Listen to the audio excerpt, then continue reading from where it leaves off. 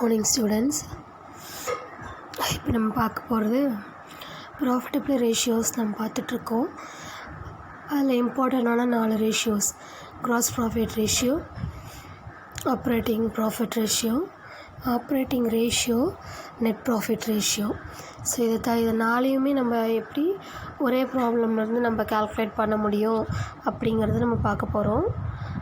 கொடுத்துருக்க டீட்டெயில்ஸ் என்னென்னு பார்த்தீங்க அப்படின்னாக்கா கவனமாக பாருங்கள். ஸோ உங்களுக்கு இந்த லெட்டர் வேர்ட்ஸ் மிஸ் ஆகுது அப்படின்னா நான் சொல்லும் போது அதை நீங்கள் கவனமாக நோட் பண்ணிக்கோங்க. ஃபஸ்ட்டு லெஃப்ட் சைடில் சேல்ஸ் கொடுத்துருக்காங்க. Sales 1 lakh, purchase 70,000, closing stock 14,000, sales return 4,000, dividend received 1,200, profit on sale of fixed asset. Fixed அசெட்டில் சேல் பண்ணதில் வந்த ப்ராஃபிட் ஒரு 600. லாஸ் ஆன் சேல் ஆஃப் ஷேரை சேல் பண்ணதில் லாஸ் வந்திருக்கு ஒரு 300. நெக்ஸ்ட்டு ஓப்பனிங் ஸ்டாக் ஒரு 11,000. இப்போ நம்ம ரைட் சைடில் பார்க்குறோம். Salary of salesman. இது இன்கம் எக்ஸ்பென்சஸ்ன்னு பிரித்து கொடுக்கல. ஸோ அந்த ஓப்பனிங் ஸ்டாக் இருக்குது பார்த்திங்களா, இதோட கண்டினியூட்டி தான் நம்ம பார்க்குறோம். Salary of salesman amount 1,800. நீங்கள் அமௌண்ட்டை நோட் பண்ணிக்கோங்க. உங்களுக்கு இதில் டிஸ்பிளே ஆகலை அப்படின்னாக்கா நான் சொல்லும் போது அமௌண்ட் என்ன பண்ணுங்கள், சம்மு நீங்கள் எழுதி நோட் பண்ணிக்கோங்க. Salary of salesman 1,800. அட்வர்டைஸிங் 700, 700 ரூபா. ட்ராவலிங் எக்ஸ்பென்சஸ் 500, 500 ரூபா. சேலரிஸ் ப்ராக்கெட்டில் ஆஃபீஸ் கொடுத்துருக்காங்க 3,000, 3000 ரூபா. ரெண்ட் 6,000, 6,000 ரூபா. ஸ்டேஷ்னரி 200 ரூபா, 200. டெப்ரிசியேஷன் 1,000, 1000 ரூபா. Other expenses 2,000. Provision for tax 7,000. சரிங்களா? Next you are required to calculate gross profit ratio, operating profit ratio, operating ratio, net profit ratio. So இதெல்லாம் நம்ம என்ன பண்ண போகிறோம் அப்படின்னாக்கா நம்ம கண்டுபிடிக்க போகிறோம். கிராஸ் ப்ராஃபிட் ரேஷியோ நமக்கு தெரியும். ட்ரேடிங் அக்கௌண்ட் நம்ம போட்டோம் அப்படின்னாக்கா நமக்கு கிராஸ் ப்ராஃபிட் ரேஷியோ கண்டுபிடிச்சிடலாம். ஆப்ரேட்டிங் ப்ராஃபிட் ரேஷியோ அப்படின்னா என்னன்னாக்கா, ஆப்ரேட்டிங் எக்ஸ்பென்சஸ் ஆப்ரேட்டிங் ப்ராஃபிட்லேருந்து கிராஸ் ப்ராஃபிட்லேருந்து ஆப்ரேட்டிங் எக்ஸ்பென்சஸை நம்ம லெஸ் பண்ணிட்டோம்னா நமக்கு ஆப்ரேட்டிங் ப்ராஃபிட் ரேஷியோ கிடைக்கும்.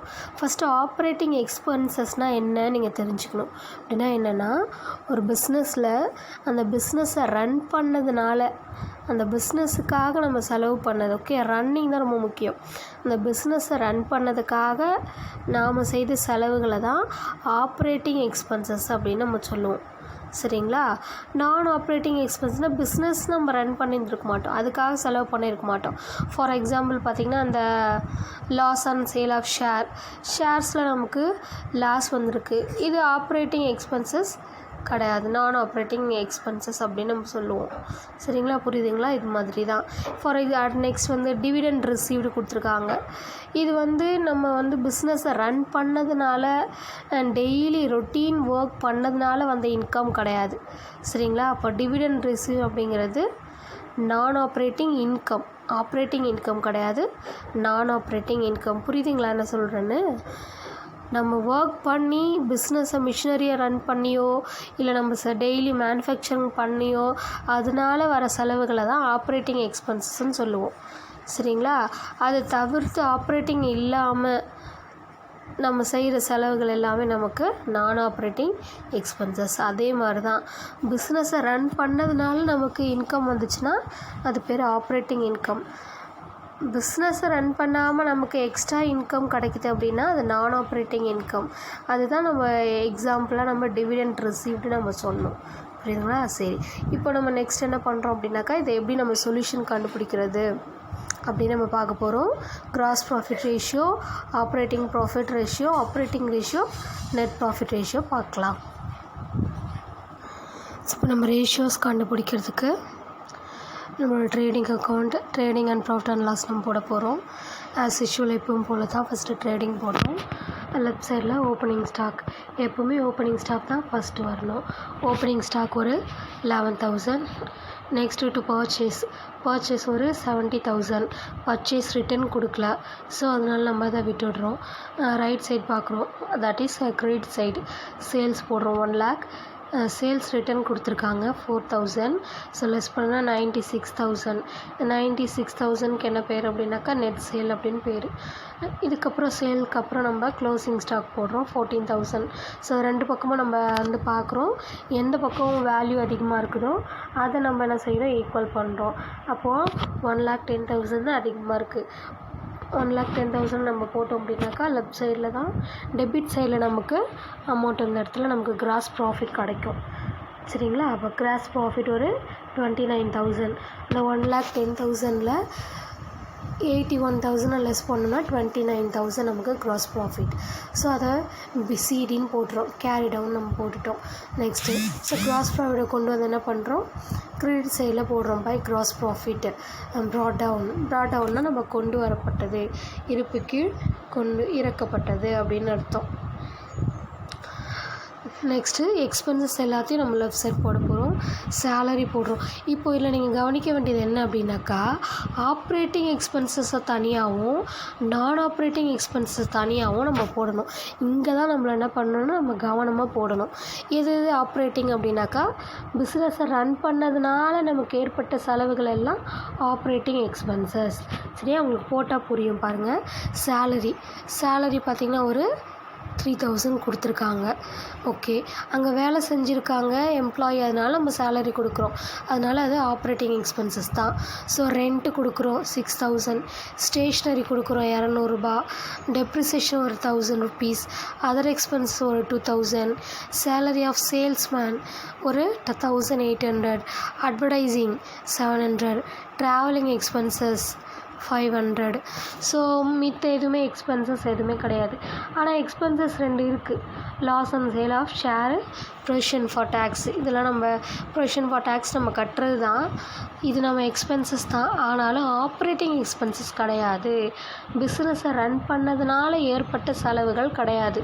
இந்த லாஸ் ஆன் சேல் ஆஃப் ஷேரும் ப்ரொவிஷன் ஃபார் டேக்ஸ், அதனால தான் அதை நம்ம என்ன செய்கிறோம், தனியாக காட்ட போகிறோம். ஓகேவா? அப்போது இது வரைக்கும் நம்ம போடுறோம். இப்போ நம்ம இது ரெண்டையும் ஈக்குவல் பண்ணி பார்க்குறோம், எது அதிகமாக இருக்குது, கிராஸ் ப்ராஃபிட் தான் அதிகமாக இருக்குது. ஸோ அதை ரெண்டு பக்கம் அமௌண்ட் நம்ம என்ன செய்கிறோம், பேலன்ஸ் பண்ணுறோம். இது எல்லாத்தையும் ஆட் பண்ணி சேல்ஸ்லேருந்து இந்த ட்ராவலிங் எக்ஸ்பென்சஸ் உள்ள வரைக்கும் எல்லா எக்ஸ்பென்ஸையும் ஆட் பண்ணி இந்த 29,000 கிராஸ் ப்ராஃபிட்டை லெஸ் பண்ணோன்னா நமக்கு கிடைக்கிறது ஆப்ரேட்டிங் ப்ராஃபிட். புரியுதுங்களா? ஓகே, ஆப்ரேட்டிங் ப்ராஃபிட் கண்டுபிடிச்சிட்டோம். ஸோ அதே மாதிரி ஆப்ரேட்டிங் ப்ராஃபிட்டை கொண்டு வந்து என்ன பண்ணுறோம், நம்ம கிரெடிட் சைடில் நம்ம போடுறோம், எப்படி கிராஸ் ப்ராஃபிட் போட்டோமோ அதே மாதிரி.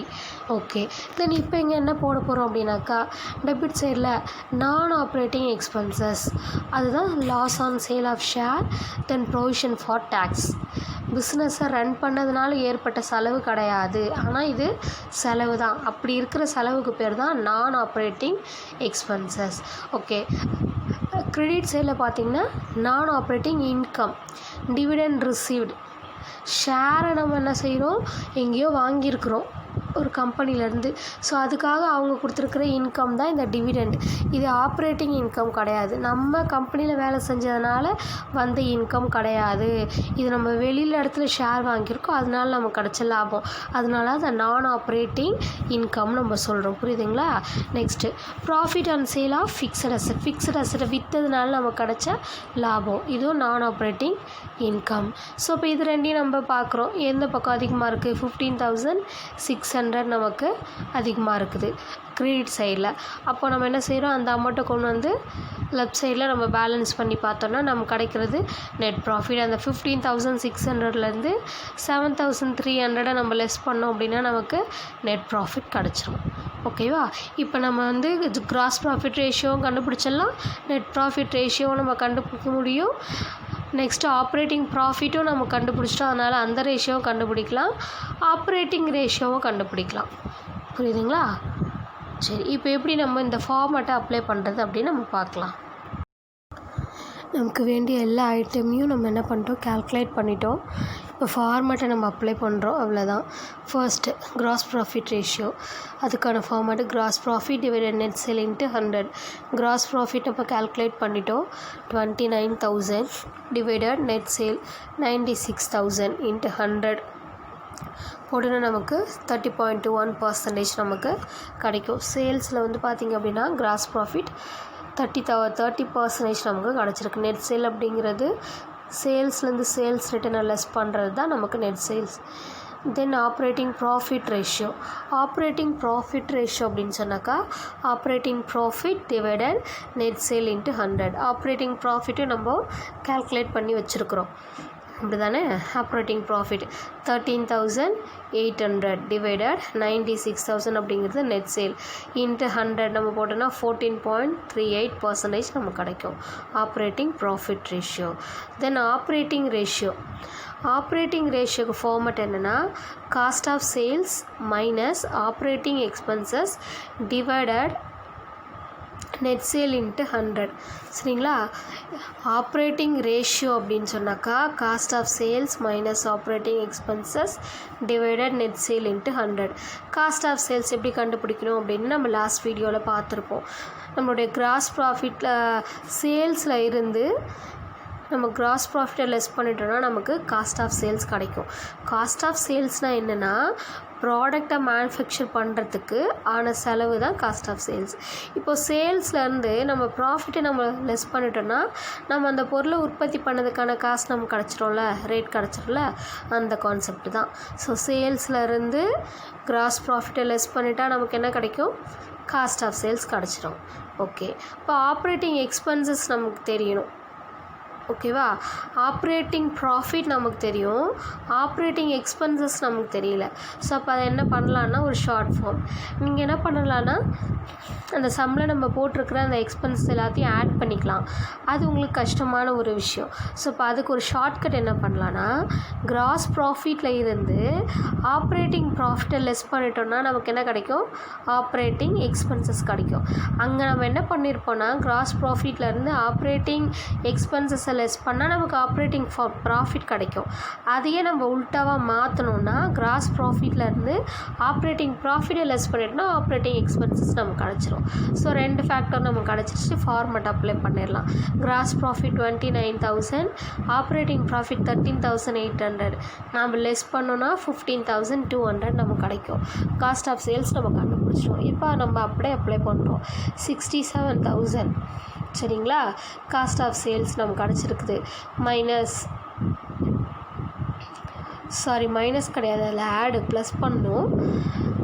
நம்மளுடைய காஸ்ட் ஆஃப் சேல்ஸ் வந்து பார்த்திங்க அப்படின்னு சொன்னாக்கா 67,000 ப்ளஸ் ஆப்ரேட்டிங் எக்ஸ்பென்சஸ் கால்குலேட் பண்ணது பார்த்திங்கன்னா 15,200 டிவைடட் நெட் சேல் 96,000 இன்ட்டு 100. இப்போ இந்த ரெண்டையும் நம்ம ஆட் பண்ணுறோம். 67,000யும் 15,200 ரெண்டையும் ஆட் பண்ணால் 82,200 டிவைடட் 96,000 நெட் சேல் இன்ட்டு 100 நம்ம போட்டோன்னா 85.62% நமக்கு கிடைக்கும். நம்ம அப்படி சொல்கிறேன், சாரி நான் அந்த இடத்துல மைனஸ் உங்களுக்கு நான் சொல்லியிருக்கேன், மைனஸ் கிடையாது. ஆப்ரேட்டிங் ரேஷியோ கண்டுபிடிக்கிறதுக்கான format cost of sales plus operating expenses divided net sale into 100. இங்கே மட்டும்தான் நமக்கு ப்ளஸ்ஸு. ஸோ மித்த ஆப்ரேட்டிங் எக்ஸ்பென்சஸ் கண்டுபிடிக்கும் போது gross profit minus operating profit அது correct, sales minus gross profit அதுவும் கரெக்டு. ஓகேவா. இந்த ஒரு இடத்துல மட்டும் நான் உங்களுக்கு மிஸ்டேக் பண்ணிட்டேன். காஸ்ட் ஆஃப் சேல்ஸ் ப்ளஸ்ஸு போடுற இடத்துல மைனஸ்ன்னு சொல்லிட்டேன். ஸோ நான் அதை மறுபடியும் உங்களுக்கு கரெக்ட் பண்ணுறேன், நீங்கள் நோட் பண்ணிக்கோங்க. Cost of sales plus operating expenses. Okay. இப்போ நமக்கு ஆப்ரேட்டிங் ரேஷியோவும் கிடச்சிருச்சு. லாஸ்ட் ஒன்று net profit ratio. Net profit ரேஷியோனா net profit divided net sale into 100. Net profit நம்ம கண்டுபிடிச்சிருக்கோம் 8,300 டிவைடட் நெட் சேல் 96,000 இன்ட்டு 100 போட்டோன்னா நமக்கு 8.65% நமக்கு கிடைக்கும். புரியுதுங்களா. இப்போ நாங்கள் கொடுத்துருக்குற அந்த சம்மில் இருந்து நம்ம சொல்யூஷனை போடுறோம், அந்த ப்ராஃபிட் அண்ட் லாஸ் போட்டுடுறோம். ப்ராஃபிட் அண்ட் லாஸ் போட்டதில் இருந்து நம்ம ஒரு ரேஷியோவை நம்ம கால்குலேட் பண்ணுறோம். புரியுதுங்களா. ஸோ இப்போ ப்ராஃபிட்டபிள் ரேஷியோவில் அந்த 4 தான் உங்களுக்கு ரொம்ப இம்பார்ட்டன்ட். That's all.